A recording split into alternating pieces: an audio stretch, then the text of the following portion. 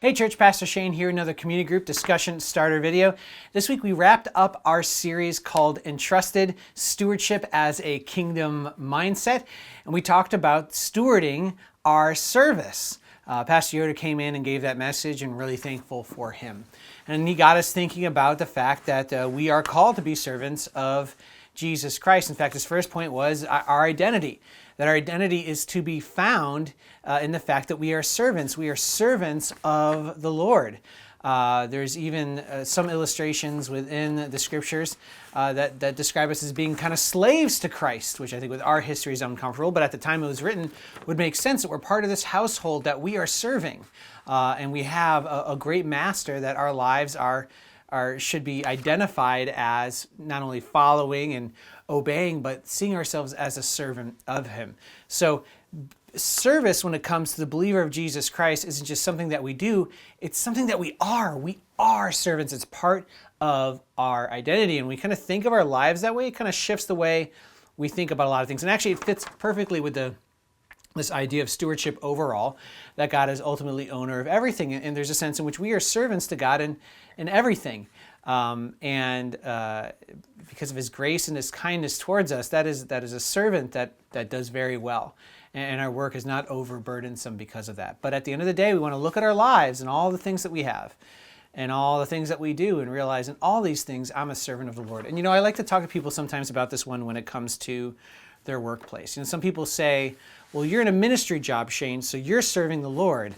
Mine's just a regular job. And I'll say, I don't know. I think God calls everyone to be a servant. If that's truly part of our identity, then yes, your job, as much as anybody on Pine Grove staff, is a ministry job. It just looks a little different with different responsibilities. That's kind of a change in mindset for some people, but I think it's true because if we're all servants of the Lord, if that's part of our identity and who we are, then everything we do should be defined by that servanthood. So just something to think about. So that was the first one, identity. And then he talked about the function of our stewardship, and he talked about how we're to be passionate to serve, this desire to do it, to serve God in a robust way.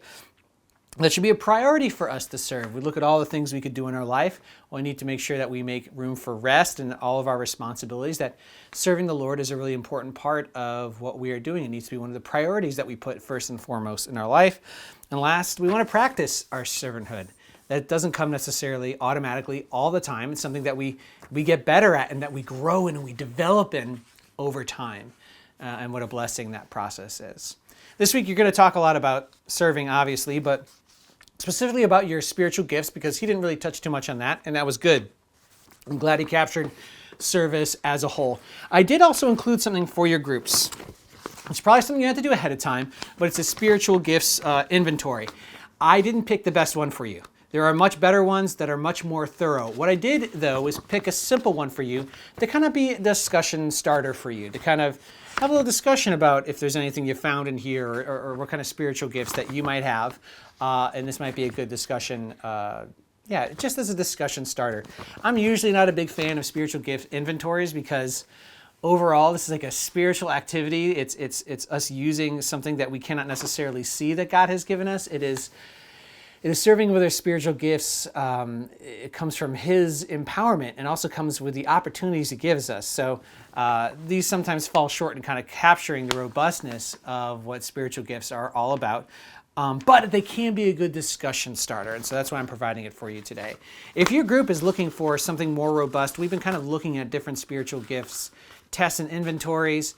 I think all of them ultimately are merely that, good discussion starters, but there are much better, more thorough ones out there. Now, if that's something your group would like to do one week, then let us know, because we're kind of looking around for those right now as well. Most of all, I hope today that you talk about that change of heart and what an amazing opportunity we have to serve our Lord, that he would invite us into his work. And I think that's a thread that's been coming throughout this series. How amazing it is that the God, the creator of heavens and earth, would include us in his redemptive work, in being able to serve others, and using our gifts, talents, resources well for him. It's an amazing blessing and an opportunity you want to take hold of as he leads.